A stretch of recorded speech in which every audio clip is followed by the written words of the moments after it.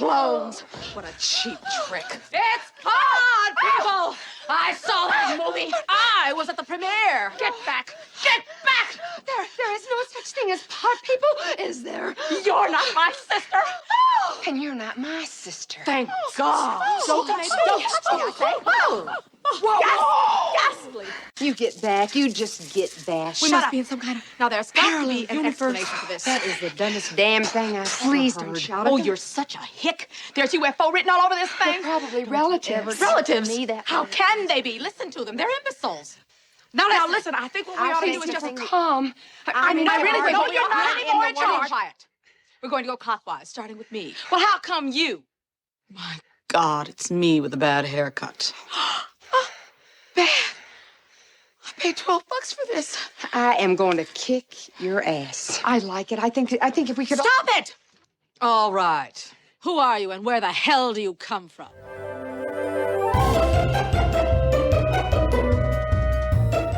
Hello, I'm film historian Tony Maeda. And I'm Brad Shreve, who's just a guy who likes movies. We discuss movies and television from Hollywood's golden age. We go behind the scenes and share our opinions, too. And of course, being the average guy, my opinions are the ones that matter.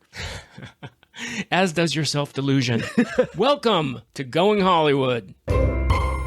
Is a frog's ass watertight?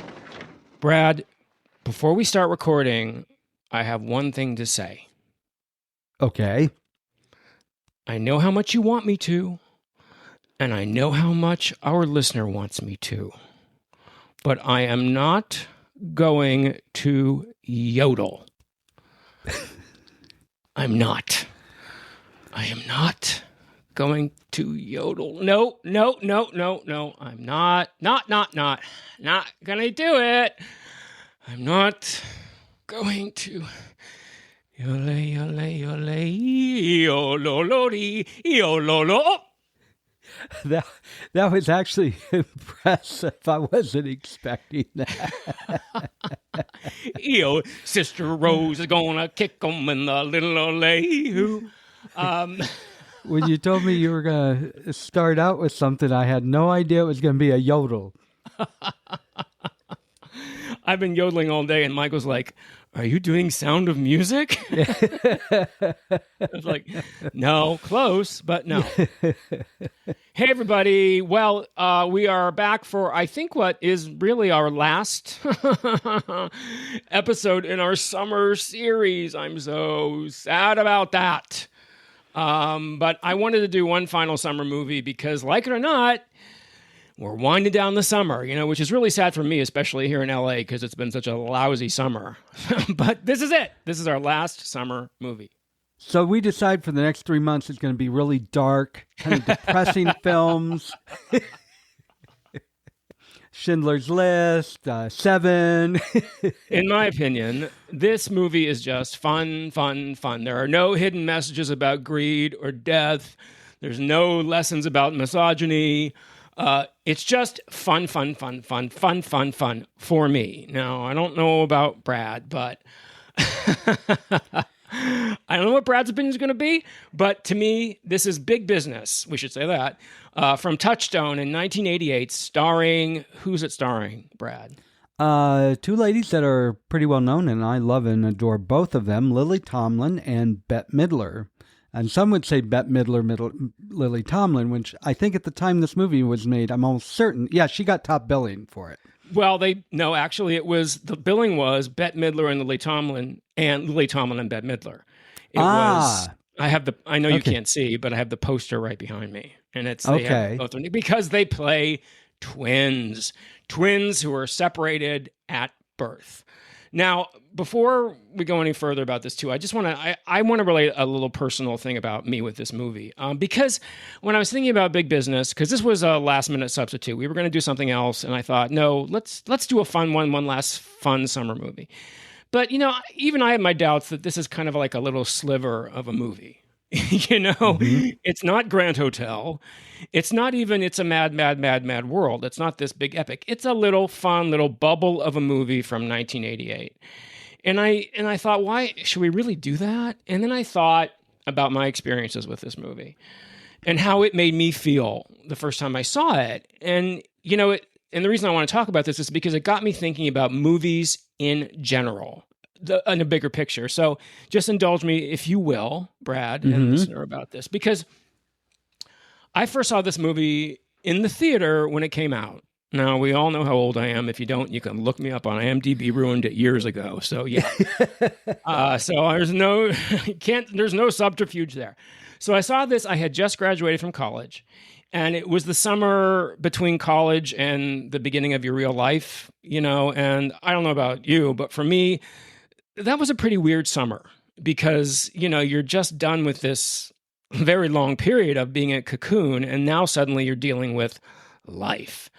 And I was supposed to go to grad school. I really didn't want to go to grad school. I wanted to start my life. And I was living alone in Pittsburgh, and everyone had left from the college season had left. So I was basically in the city alone in the summer.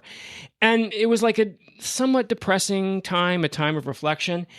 And so I didn't know what to do one night. So I went to the movie theater and I saw this movie. And it was just so much fun. I mean, for 90 minutes, I was in a state of pure joy. And I guess that's what I want to say about this movie and the movie-going experience as a whole. You're being taken out of your life, whatever you're dealing with in your life at the present moment, and you're being transported to a different place, a different time. You're usually just, forgetting your troubles. Come on, get happy. Kind of a thing. And I actually went back 4 times to see this movie in the theater. And every time it had an effect on me. Yeah. I mean, that summer was my big business summer. And another thing it did, it was also my portal to this phenomenon that we know as Bette Midler. Now, obviously, I knew Bette Midler. I knew of The Rose, of course. I hadn't really seen Outrageous Fortune yet or Ruthless People because I was in college. I was doing other things. But it brought me into the world of the Divine Miss M. And I went to this whole Divine Miss M spiral, and which I'm still kind of in to this day because I love and adore Bette Midler. So I guess that's what I want to say about this movie is that you could consider it a little insignificant movie, but to me it's not. And I don't consider it that. That's my spiel. Well, I kind of think of it as in terms of, for me, I'm thinking of Funny Farm, Roxanne, movies that didn't rock the world, but were still fun to see, at least as an individual. Maybe not for other individuals. Funny Farm, funny thing about that is I went to the movie and absolutely hated it. I walked out of there just gritting my teeth. I thought it was so bad. And then I met a buddy of mine that night at a bar, and he saw it. And we started talking about it, and we're laughing so hard, our stomachs hurt. Yeah. So I went back and watched it. I thought, okay, this is better than I thought it was. Not a great movie, no, but it was fun. And I think that's what you're talking about with this movie. Yes. It gives me joy. It's pure, undiluted, silly joy. And I think that's perfect for our last summer movie. And it's funny because I meet people who have the same response to this movie. So I don't think it's so insignificant. I am constantly hearing quipping with people lines from this movie, with, oh God, it's me with a bad haircut, which is one of my favorite lines ever. Or Lily Tomlin, when they're first in the Plaza suite, and they have the sink up there, and Bette Midler goes, it's what the French call a bidet. And Lily goes, well, the French must be taller than me. And I, got my Tuesday panties on too. So, I mean, it's these lines, which I think you probably won't be surprised that many of these lines come right from Lily Tomlin and her partner, Jane Wagner.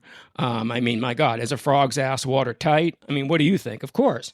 So this movie has a lot of fans. I am definitely one of them. As I said, I have one of the original posters in my bedroom. But, before we turn our snooty New York asses or our snooty Southern California asses up at this movie, I want to say it has some pretty interesting lineage. This humble farce is basically a retelling of Shakespeare's Comedy of Errors, in which 2 sets of identical twins are separated as infants. which in itself is based on a play by Plautus, a Roman playwright. So, I mean, this thing has some roots. It's not just a piece of fluff. There's definitely some definite roots to this comedy. Yeah, I agree 100%. I think the premise it's just a lot of fun. I love the beginning with the nurse mixing up the kids, and I think the country girls against the city girls was just a great idea. It was a lot of fun in that sense. Well, it's like the town mouse and the country mouse, one of Aesop's fables. Aesop. Anyway, you say Aesop, I'll say Aesop. Prince and the Pauper, another one. So, I mean, it's all these things are referenced. The theme of nature versus nurture.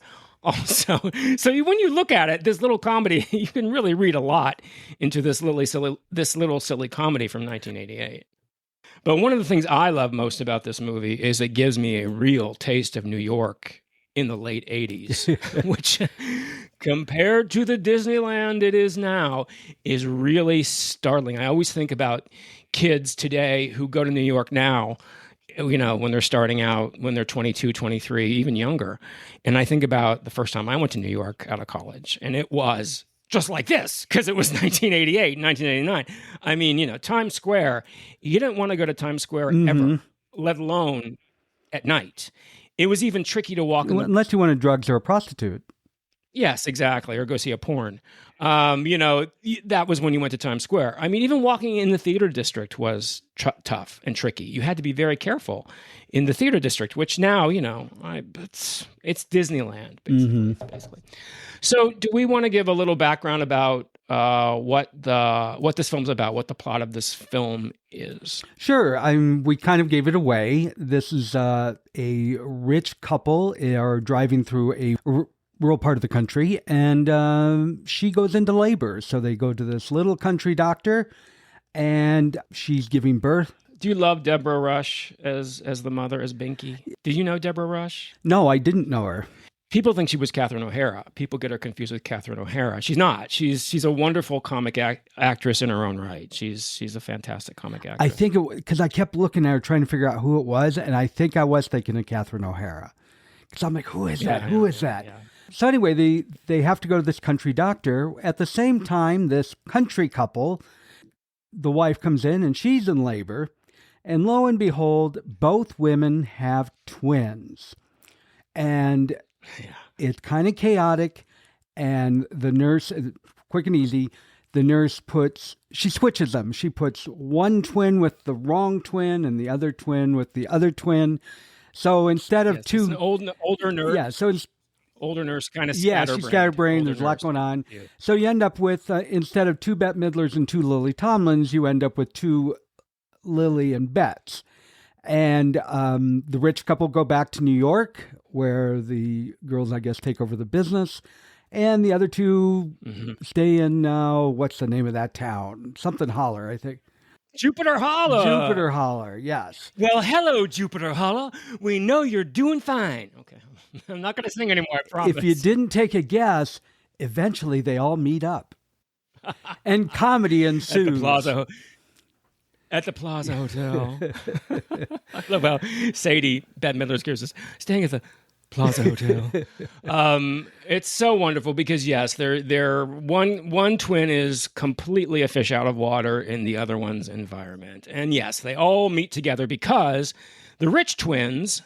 the Sheldon twins run a company called Moramax, not Miramax.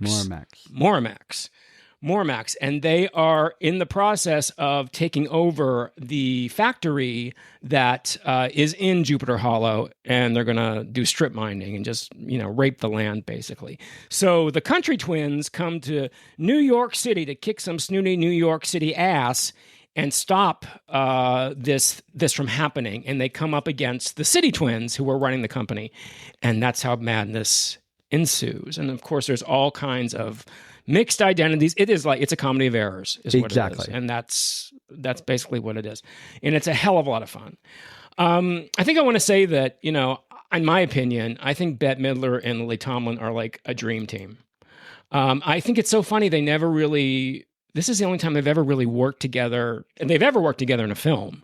so far. I mean, they're both alive. God bless. Lily Tomlin's 85, I think. Something like that. Bette's a little bit younger. At this time, Lily was 48 and Bette was 43. And I think what's so wonderful about them as a team is that they're totally different in the way they work.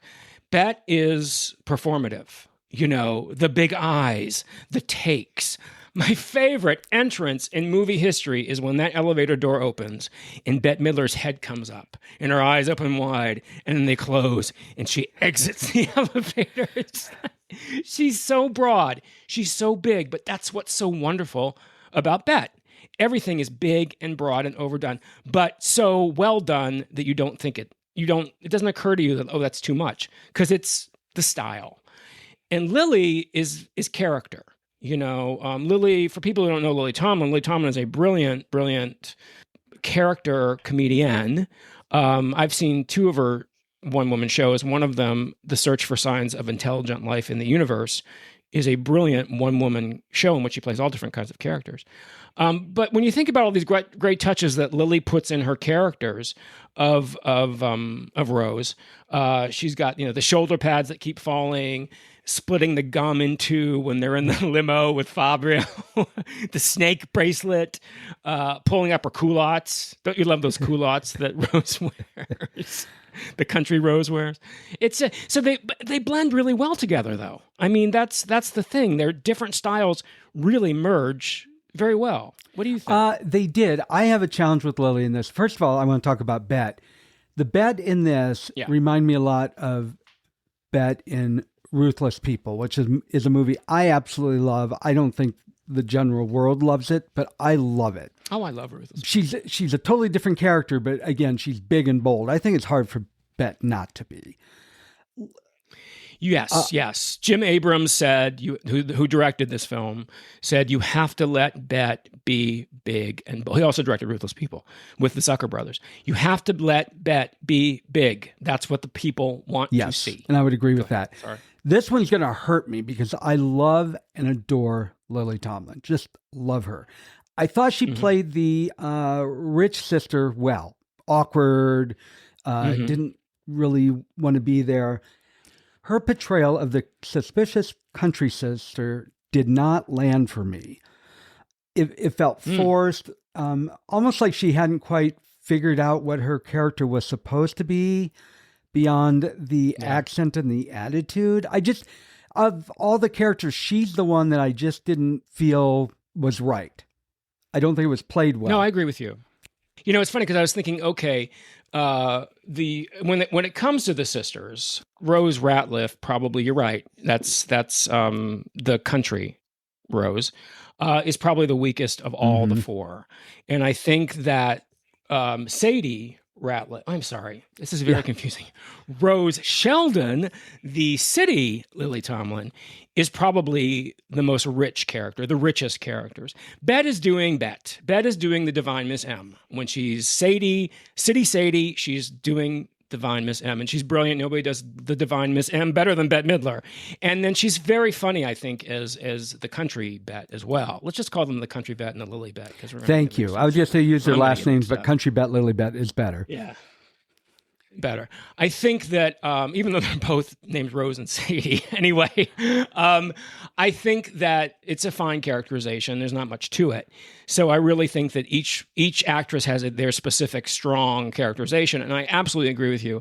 I'm very moved by Lily as the city Tomlin. I find her the fish out of water. I find her very moving in this. I think her chemistry with Fred Ward is phenomenal. Fred Ward plays Rune, country Lily's intended boyfriend, her fiance, but he falls for city Tomlin, even though he doesn't know they're different people. So yeah, I agree with you completely. How could you not have chemistry with Fred Ward? Wow. He looked great in this film. I remember. Oh no, Fred Ward is great. Fred Ward plays Rune Dimmick, what is his big claim to fame? Rune Dimmick's big claim to fame, Brad. Oh, I'm drawing a blank. He's a putt-putt golf Oh my champion. God, yes.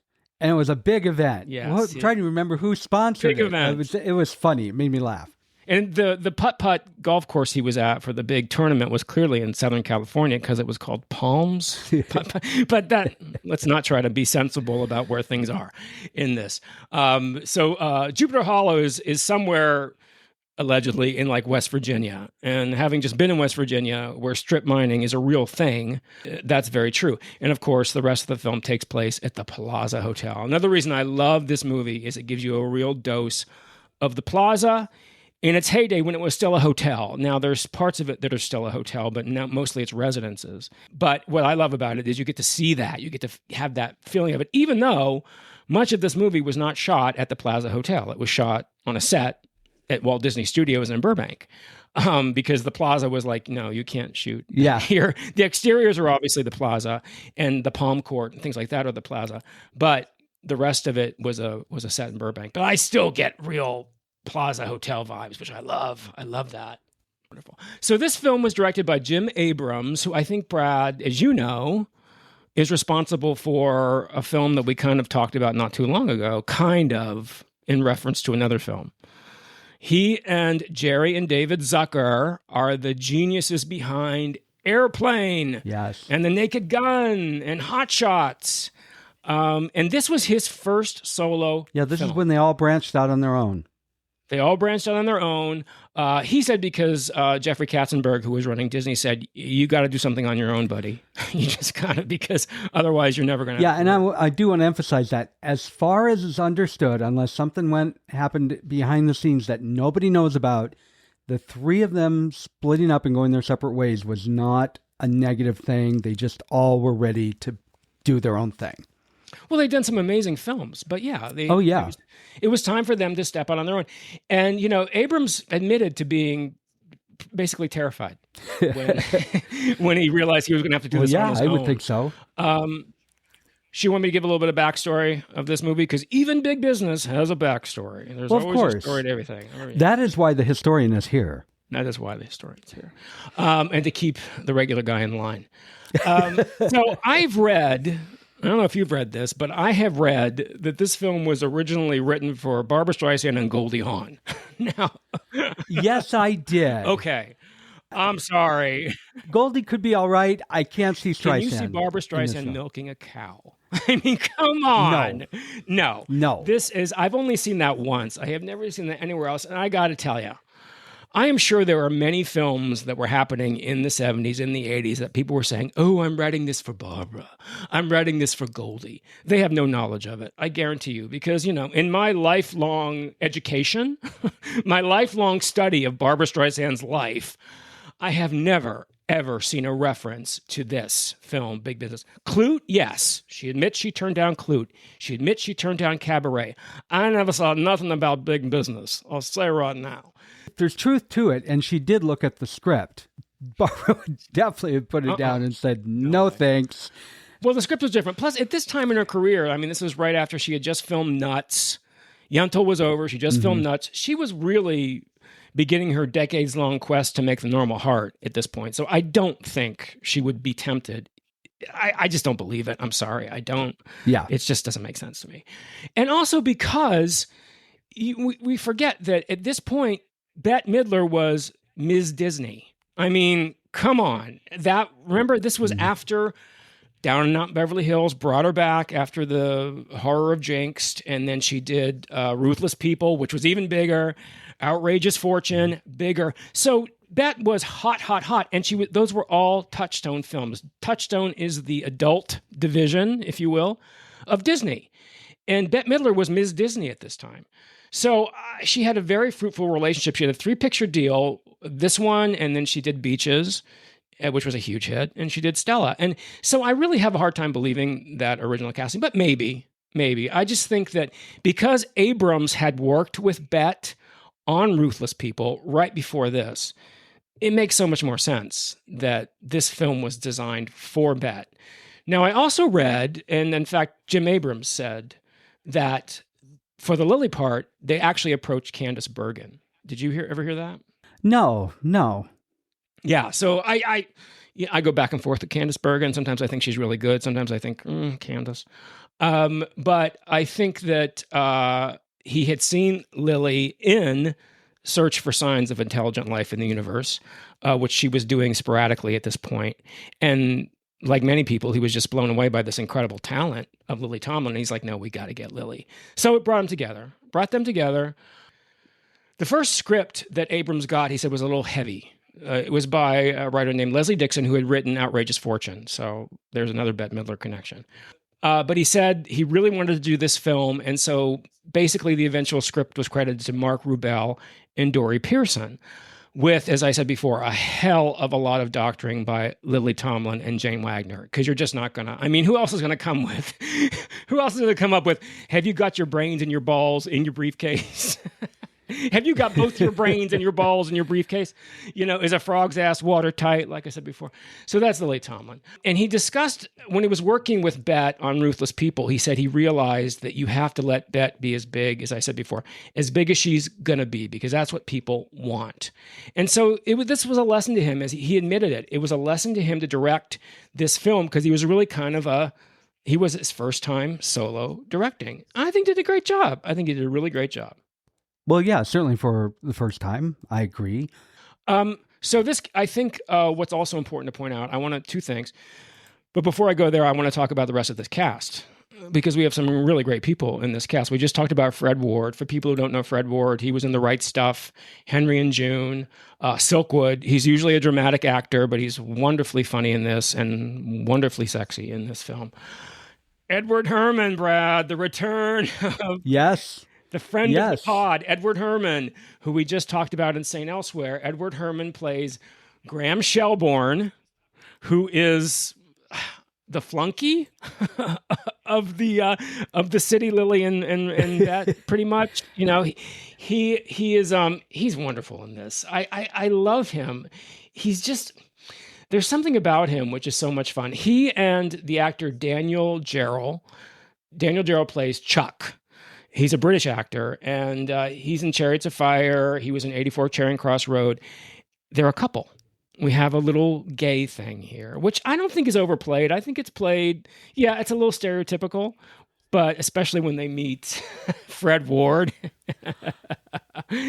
Oh, that was great. And that actually, I'm an idiot. That was the first time I realized they were a gay couple. Really? Probably if I went back, it would be so damn obvious, but I did not catch it. It wasn't when Bette caught them guzzling Dom Perignon on my expense account when they were in the restaurant. I thought it was very funny. Yes, they play, and they're, of course, enamored with Rune, and they are tasked by Rose, Bette Midler, City Bette, to find these Ratliff people who are coming up from Jupiter Hollow to cause a problem at the stockholders meeting. And that's when they run into Rune. They think he's our Ratliff. They think he's a Ratliff. So he doesn't have anywhere to stay, so he sleeps in their room at the Plaza with them, which, of course, causes all kinds of heart palpitations for those two. Yes, especially the little one. Yes. We also have Michel Placido. Michel Placido. I apologize if I'm mauling that. He plays Fabio Alberici. He plays Eurotrash, as Bette calls it. First time I ever heard the term Eurotrash when Bette meets him in the elevator. Do you know that role was originally offered to Julio Iglesias? No, but that doesn't surprise me. He was very Julio Iglesias-like. He was. Fabio is one of the people that Moramax is going to be merging with to strip mine Jupiter Hollow. So he's also a villain, and he falls in love with City Bette at the end of the movie. And then we also have the Gross twins. They're not twins, but the Gross siblings. Michael Gross from Family Ties. I couldn't think of it. And Mary Gross from Saturday Night Live. Isn't that fun to see them together, even though they have no interactions? Yeah, let me say this about Michael Gross. Okay. He himself did fine. Yeah. He worked with what he was given, but it wasn't much. So I can't fault his performance, but I couldn't figure out why he was there. I didn't connect with his character at all. And I'm still not sure why he was even in the movie, and I can't for the life of me remember even what he did. Well, he has to, each twin has to have a paramour. He has to have a romantic interest. He's the romantic interest of City, Lily Tomlin, and she ends up, of course, with Rune, at the end, because so they all switch partners. If you notice, they each have a significant other in their lives, and they all switch them up at the end of the movie. Yeah, but I just didn't find him interesting in any way like the others. And it almost makes you wonder if he had scenes that ended up on the cutting room floor, because it felt like there were missing chunks of development about his character. Now, granted, none of these were really deep, but to me, he was a cardboard cutout. And I like Michael Well, Brooks. I mean, because the point of this movie is Bette and Lily. The point of this movie is watching Bette and Lily play identical twins who look nothing alike.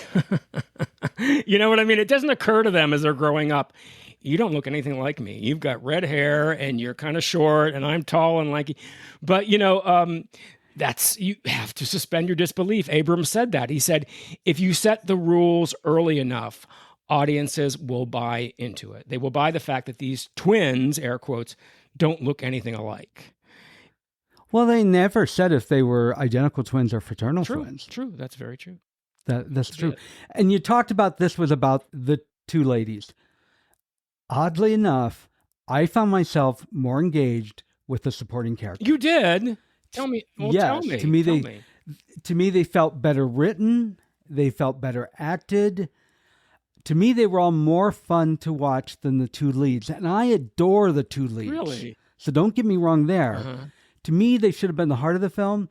And part of the reason is it was over the top, but it's not in a good way, not in a good campy way. It's like the filmmakers were trying to do... You don't think Bette is camp? A screwball comedy without fully understanding what makes the style work. Yes, it was campy, but like I said, not in a good way. This is how we dress for work. You look like a blood clot. You don't think Bette's campy in this? I mean, come on. Well, Bette is, but I'm just saying I really liked the secondary characters more, which is pretty unusual. Give me some examples of the secondary characters that you, because I'm thinking. I liked Rune a lot. Okay, I'll give you that. You like obviously. Edward Herman and you like the gay couple a lot. Yes, I like those two. I like the guy that worked the front desk, even though he had a very small part. He's very funny. He's in a lot of Zucker Abrams movies. I enjoyed all of them more when they came on the screen, except Michael Gross, who put me to sleep when he was on.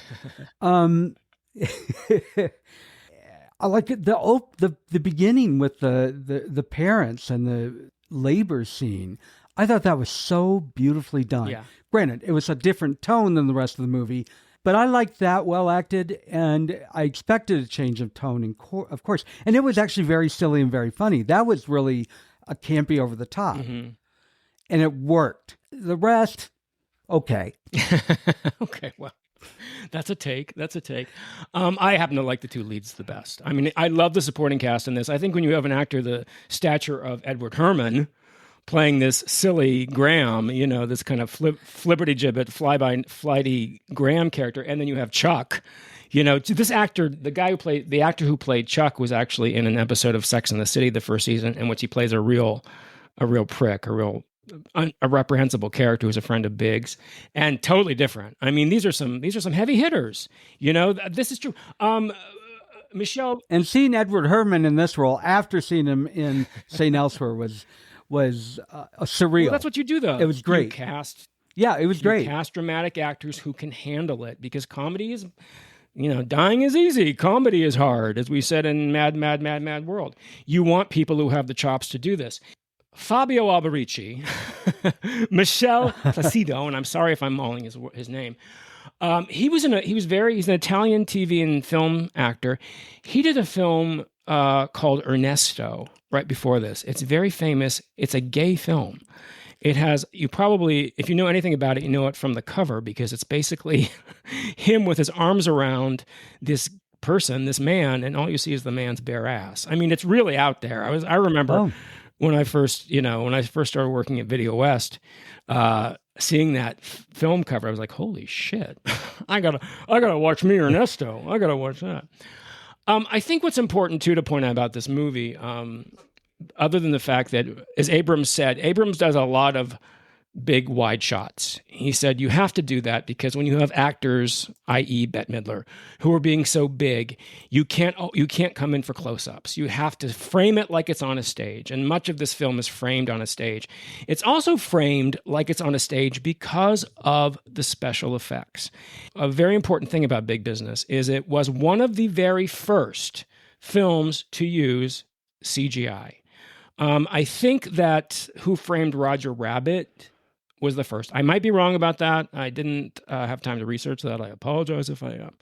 But I know the Big Business was very, very, very, very early in that. And the way they do it now, with our 2025 eyes, we can kind of see it. You can kind of see where they might have, because at a certain point, the pièce de résistance of this film is when the twins run into each other. It's the best scene in the whole movie because they all go to the ladies' room. Do you want to set the scene for that, Brad?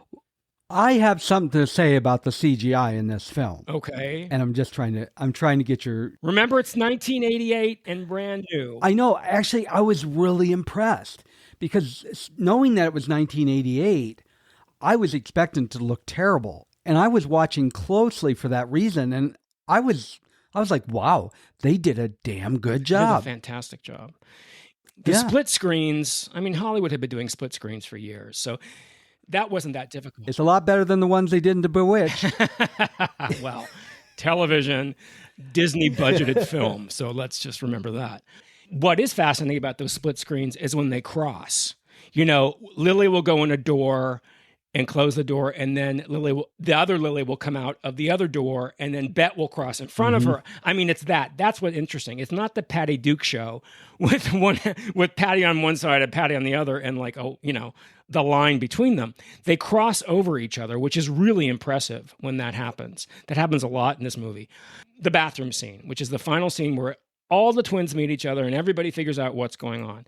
So they're going to have a stockholders meeting for Moramax when they decide if they're going to sell the factory at Jupiter Hollow. That's why Country Bette and Country Lily came to New York, to stop this sale from happening. And they all end up in the ladies' room. And for reasons which are too complicated to go into at this moment, City Bette and Country Bette are wearing the exact same outfit.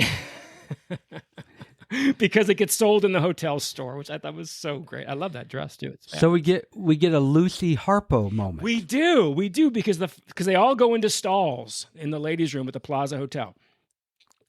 And City Bette, I'm not sure which one comes out first, City Bette or Country Bette, but one of them comes out of the bathroom stall, and then seconds later, the other one comes out of the bathroom stall, and there's a wall between them with mirrors. So they walk past the wall, and then they walk past what they assume is a mirror, but it's not. It's an opening. So it doesn't occur to them. But then they stop, and they look back, and Bette does this whole wonderful, Lucy Harpo Marx thing where she's making faces, and she's doing her Bette Midler shtick. She's doing a shimmy, and she's doing the things with her hands where she's doing a little time step.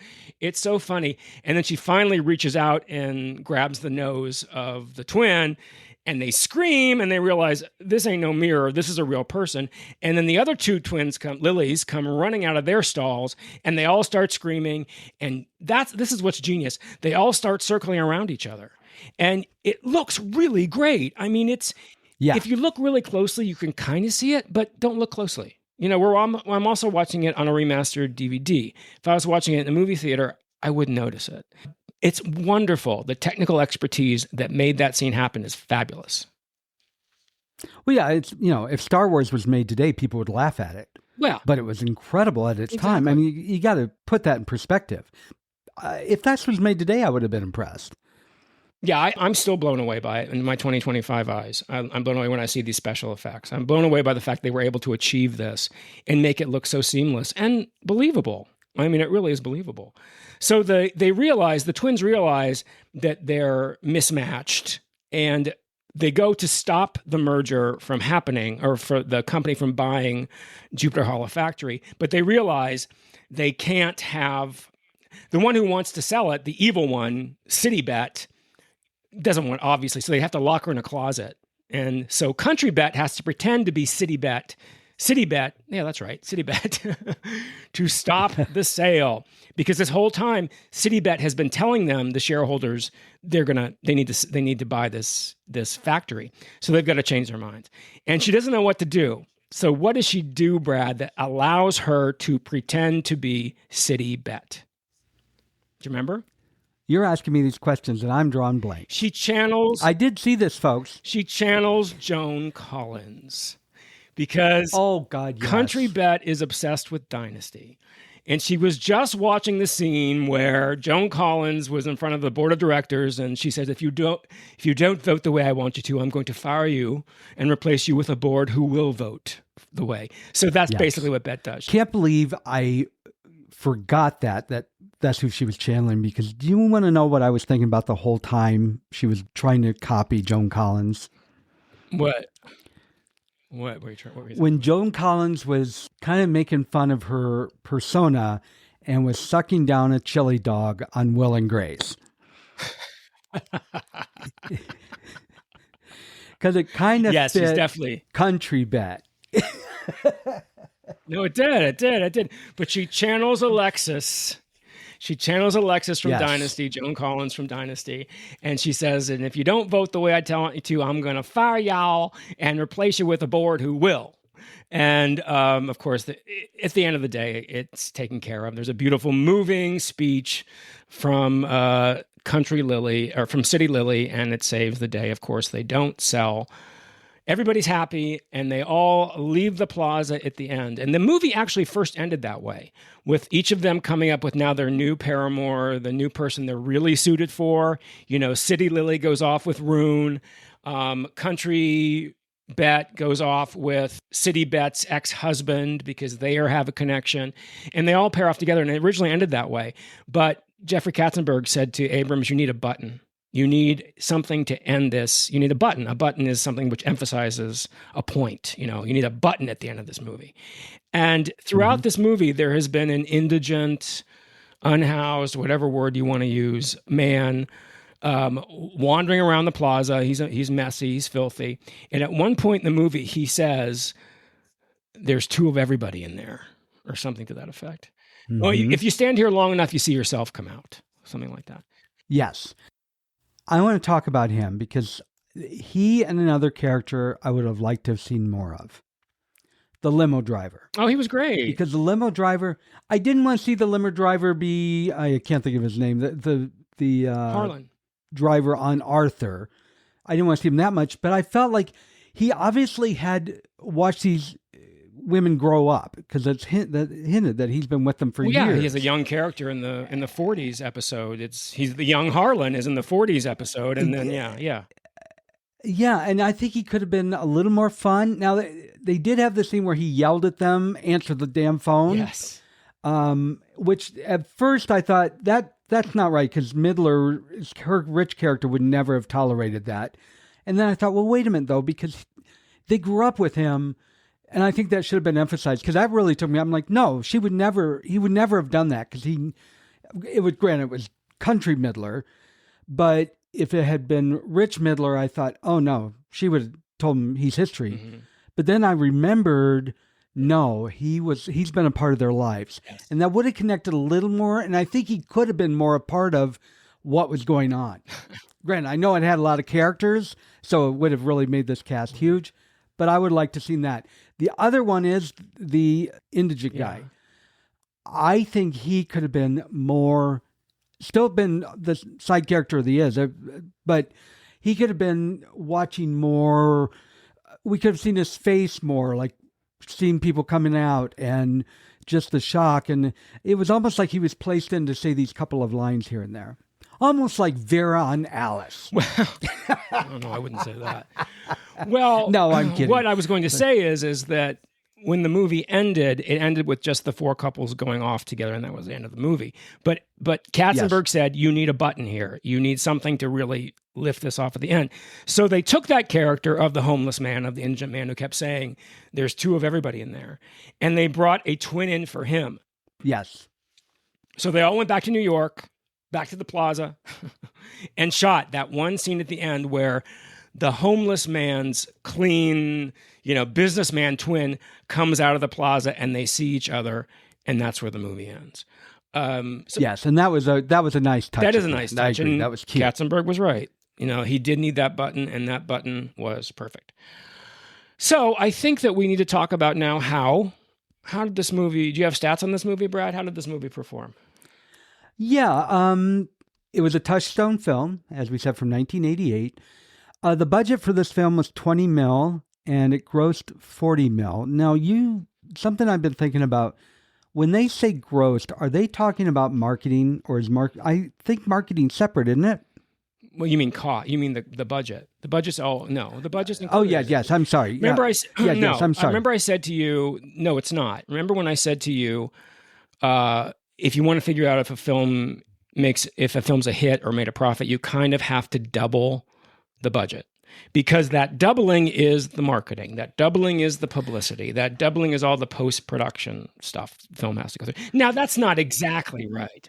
I'm talking as a general rule, about double. Not exactly a double, but about that much. Yeah, and so at first when I initially saw this, I thought, okay, it made double what it was made for, so it didn't do bad. And then I realized, wait a minute, I never think about the marketing, and that's always huge. So I don't know. It probably made a profit, but not nearly as much as it appeared. And that rule does not apply to films from the studio era, by the way, because studios had the publicity built into the entire studio. So we're talking about films after the studio system broke down. That's kind of a general rule. So yes, this film was not a tremendous box office success. It was a success, though. It was a hit. It made money. It didn't make as much money as, say, Ruthless People or Outrageous Fortune, but it still made money, and it was still a hit. And both Bette and Lily were nominated for the American Comedy Award. And it's funny because I remember this. I remember when they got the award, they were together on the stage, and I remember them saying, "Hey, wait for it. Are you ready for it? Yes. We want to meet Lucy." Here's your Lucy moment. Said they want to meet Lucy. We want to meet Lucy. Now, Lucy had met Bette Midler before, so I don't really know what that was about. But anyway, we want to meet Lucy. And sure enough, Lucy and Bette and Lily went to lunch not long after this. There are photos of it.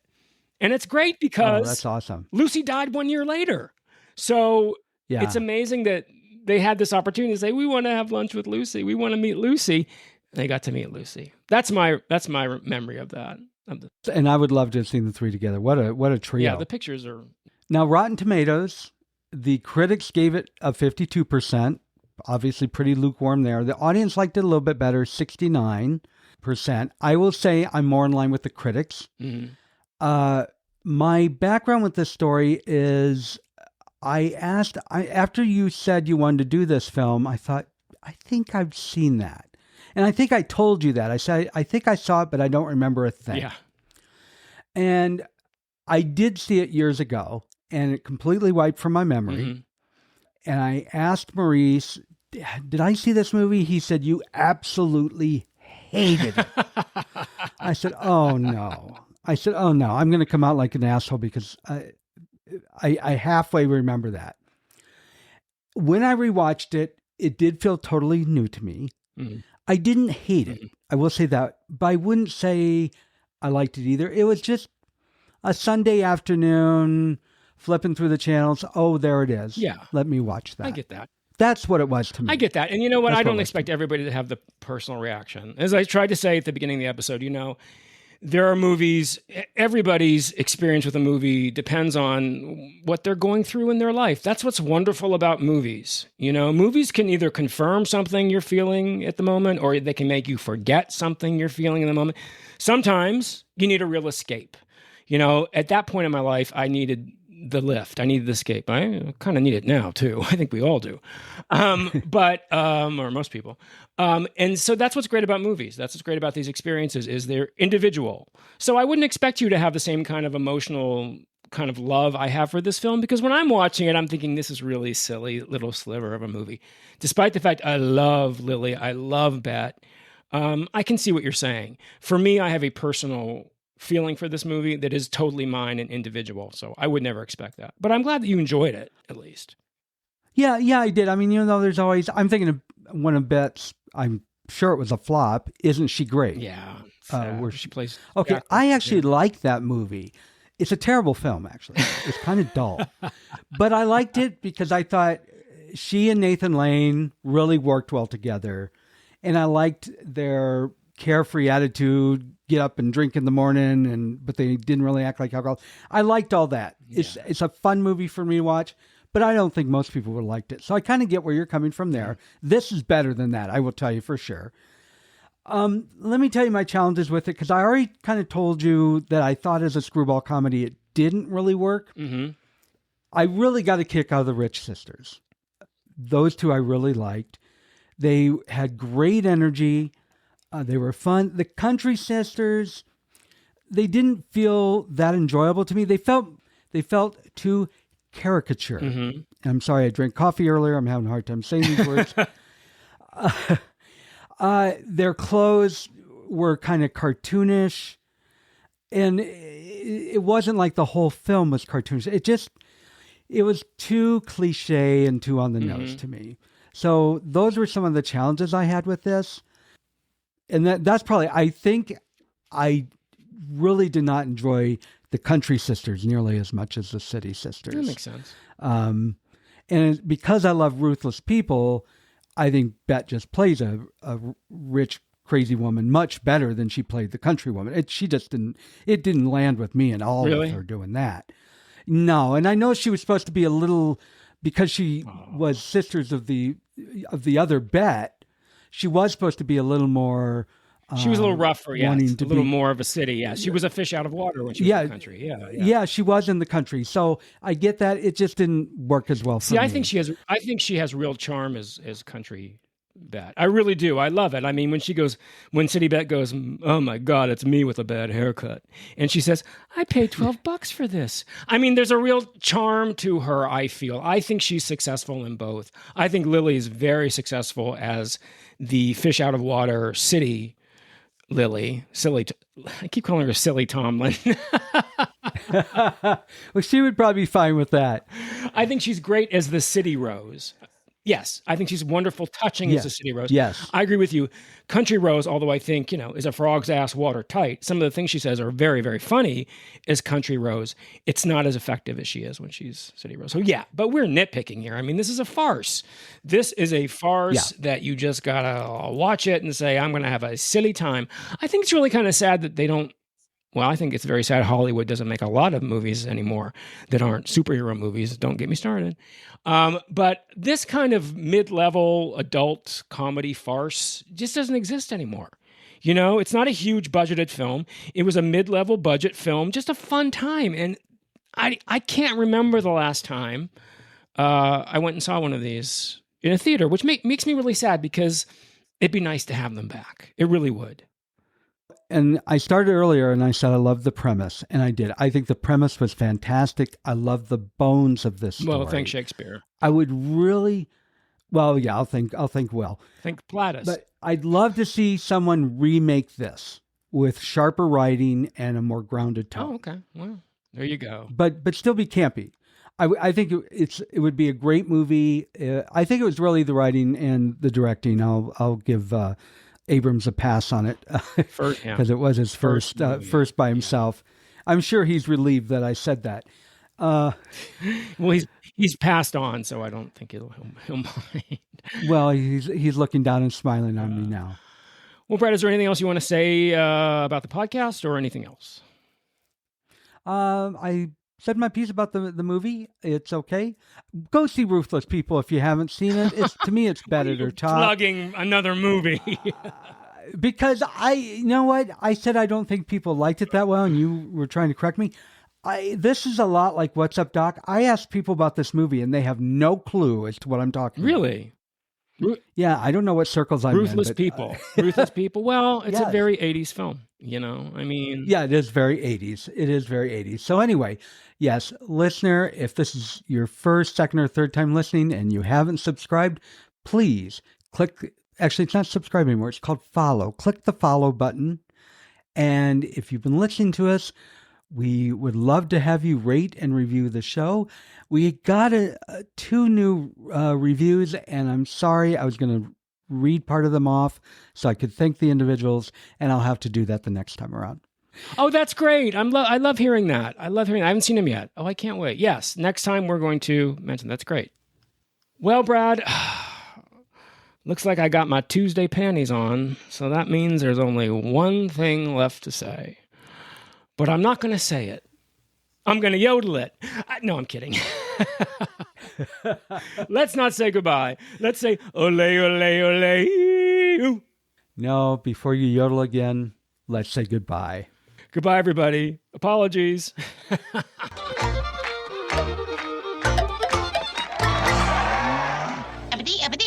That's all, folks.